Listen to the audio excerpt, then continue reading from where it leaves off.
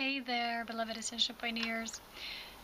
I've been having the most beautiful week this week, and all the messages that were coming through were about opening up to new levels of love, of passion, of romance that is actually the true self when we stop sabotaging ourselves in the way that we don't always want to experience the longing. A lot of us are here in this realm of experience, and it feels kind of brand new, and we knew what we were actually going into. But a lot of times we forget that the longing part is actually what awakens our remembrance. And this remembrance are actually memories. And these memories, which are, what I call divine remembrance, they activate the higher awareness. They're actually our triggers. So when you have a longing for something like the beloved, or, like I have for the mountains, this constant longing in my heart, these are all factors that actually connect you to your higher realms of living. But in a new ascended reality, we're actually living them from within. There was a time when I used to go to the mountains a lot, and I used to get activated, and my divine remembrance was awakening. But now I'm living in this vortex. My elven and multidimensional self is already anchored within me, and all I need to do is live it. So I've been noticing some changes that were coming up through desires that I've been experiencing, and I was sharing this in my previous video. But today I want to go more deeper into what new is for me, and I want to share some things about these passions. And lately, as you know, I've been really following the path of my art. And this was just coming through different things, up until the point that I even actually painted my own oracle, which comes from the realms of illuminated truth, which is my true home, if I can even call it that. It's a state it's not even a state of awareness, it's just that pure being within the light that is one. These are the laws and the sacred principles of divine truth that create everything in our existence, that propel our creation. And so I was really so inspired in this new that I was thinking that a lot of desires I had in the old, just didn't make sense anymore. And a lot of times I was asking myself, what really drives me? I was hyper so many times, and I used to want to go everywhere and experience everything. And today I took my journal with me. I always take my backpack with the goodies, and I took my journal, and I was just writing probably for more than an hour, and I was just getting it all down. And recently, when I'm writing, everything just flows so beautifully. It just comes out the way it should. And you actually you tell yourself everything you need to know in the moment. So when I was writing, I was actually seeing how now everything changed for me. And with this art, it just can't stop. It's like your fingers are itching. So today I decided to do something new, and I took my equipment, my gear, my jewelry, appliances, some of them I took with me. I took this bag. It's quite heavy to have, and I was working on some things, and I was actually also taking my sketchbook, because this is how I like to live. The magic is take your backpack, take the necessary goodies, convoluted universe book, and what happens sometimes with me, I have a very weird journey, you might think, but a lot of times I find things out in nature. There's this old abandoned house. I found this wooden frame, I know, but I'm gonna paint it, and it's gonna become something. Usually I just get this vision when I find something. To somebody would be like, ugh, what is this, an old frame? And I'm like, yay, an old frame. This is the difference between our magical side of life and the old, which just you constantly want to experience from without, and you want to drive yourself through the desires that are often very external. But when you come into this space, when you're just very still, when you can really hear what propels you forward, what drives you, a lot of times you really need to ask yourselves, what drives us? Because what drives us needs to be love, not the desire to need to do something, to fulfill yourself in some way externally. I do a lot of those things too, but they need to come through soul guidance in a sense that is comes from divine love. Sometimes it's not, and we need to discern between getting all these multitudes of things we wish to do, because sometimes in my life, And I'm culminating in this cycle, and I think a lot of us are, because we have so much hyperactivity inside of us. We have so much knowledge, we have so much wisdom, we have so much to share, to create, to paint, to, design. But a lot of times we need to know that everything already is now. And, a book is not written during the night. And the paintings, the whole collection of the paintings, or when you're doing oracle, it just doesn't flow like this. And a lot of times we're driving ourselves, constantly moving forward. But the whole thing, I wish to mention a bit about art here in this video, what art is for me. And you can read more about that on my art blog, which is called elvinssoulart.blogspot.com. And it's in the link, and in the description of my channel and my websites. And art is really the expression of your soul in the moment, So I find this wooden frame, and wow, I see something in it. And I don't even know, a lot of things you create through the art that is soul channeled, that's based through your soul essences. It doesn't always have a direct purpose, but it really makes you happy and joyful. And maybe later it won't even somebody will be drawn to what you create or something like that. And a lot of times you just need to know it's enough that you do. I created this tiny spiral. It's like a spiral that has a crystal in the middle, rose quartz, and I'm going to use it for my new crown. Because I'm always receiving visions, before I even create something. And I really wanted to create, each of my jewelry has a name. And this one will be Princess of Love. All my tiaras and crowns are named after princesses or goddesses, things like that. And it's always about soul essences. So when you create your soul essences, you actually put a literal vibration into that. And I really describe this beautifully in my blog, which is going to expand in the near future, because it's just something that has the most energy behind it, out of all the desires I have, because my heart is as wide as the mountains and broader. But it always needs to be what is hot for the highest purpose in the now. So that means it holds the most divine potential. And I explained this in the previous video. So for me, this is really beautifully expressed when I just do things without the feeling what this will serve for, without even thinking about it or questioning it. And a lot of times when I just do that, I'm just flow. Things really come into being naturally. And this is the new world. This is the new reality. And just today I received a beautiful comment. And somebody said that when they saw my gateway, when I had this word of truth on it, they were instantly healing a part of them. And they were brought back into this greater wholeness. And this is what these paintings are about. They're not just my personal oracle. They're exact codes of light from the realms of illuminated truth. Because I have this frequency. This is my inner world. So you see, in the new paradigm, we don't always have to go to the mountains physically. Or, we're holding a state of all that. I have inner mountains within me already. I have all the inner beauty. And I want to wish to speak about this in a way to make you understand that the beauty is what we create. So physical creation, why we say, wow, we say the trees are beautiful, nature is beautiful, mountains are beautiful. Because love, divine love, is what created everything. And beauty is how we experience that creation. And through joy, we're remembering that love. So creation is love and experience. It is love that learns about itself, that meets itself. It's like love meeting itself. It's like you create something, like you create a part of it, and you realize that there's just a part of you. Your soul essence went into that. And you see a certain mirror, of your inner beauty. And a lot of the people were saying, this external world is just an illusion and it's the Maya and all of that, but that was not understood properly. The old paradigm, when you think of it, it's all that is. It's the illusion. But the whole creation, it's not an illusion. It's a real living thing. And through harmony, through that balanced harmony of inner wholeness, it's actually how we do it, how we experience this beauty in creation. So art, one of my divine companions on Facebook recently shared with me that why he thinks a lot of people don't, support themselves or make a living with their art, because a lot of people don't even value it, because they don't understand what art is. Art, when it's really soul art from the heart, it's not just, you sit down, you create some doodles, and that's what it is. I'm going to show you some of my beloved sketches, which I'm doing in this sketchbook.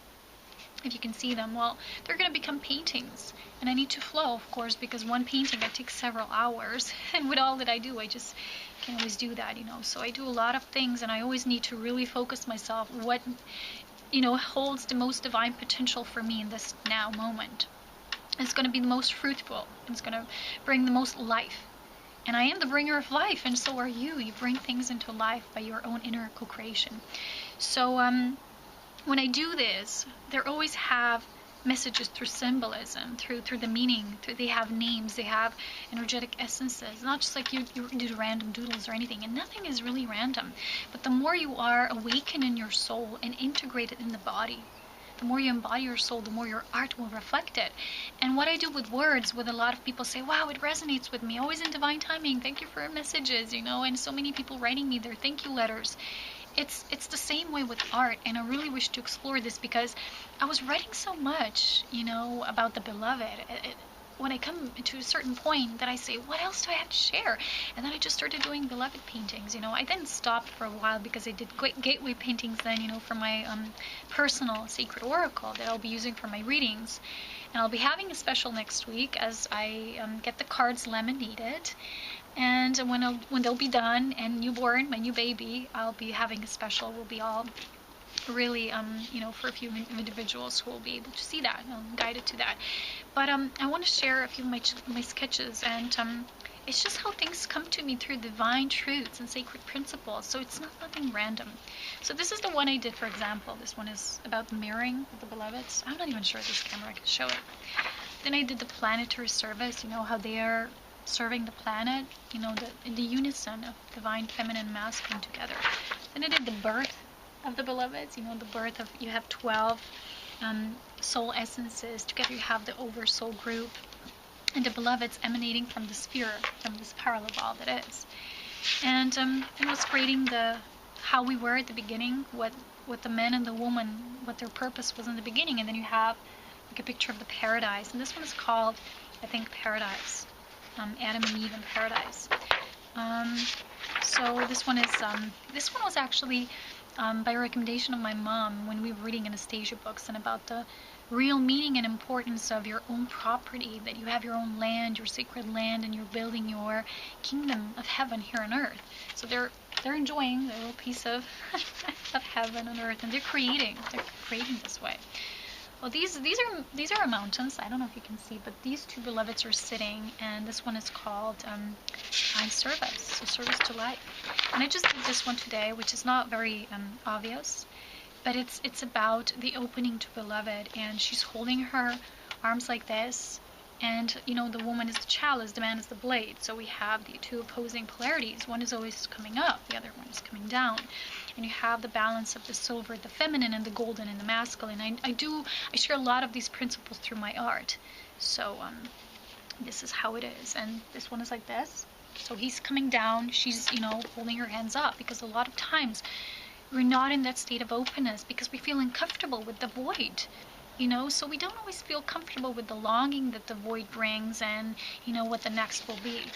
But I was just thinking and writing about this today, that it's the aspect of creation and creator that is the unknown. And in the new and the ascending reality that we're tapping into and we're co-creating in now, it's not so much about the level of trust that we develop, and the trust that we're always guided and that everything is always perfect in our own destined plan, but also the level of trust that we build when we truly become co-creator beings, when we get it, that even the part of the creator, which is always experimenting with its creation, it's always unknown, the unknown. That is what the new is. A lot of people say, well, what do you mean with the new? Well, the new is unknown. It is that unfamiliar territory full of divine potential, but it is yet unknown. And can we trust the same way that we trust in divine destiny? Can we trust that even that is a part of it, and that even that is all perfection? And this is the level that a lot of us is integrating now, and moving into this realm beyond the control that was known to us previously. Because even what I like to describe, not just me, many others as well, as volunteer souls, and souls who come here to be of divine service, to share about this new paradigm and to be an example of it, literally emanating the codes of light of that. But it's also even us realizing that even we're learning, there's a certain part that you already know you're good at. You're good in that aspect of how you were created. You know how to flow in your divine service.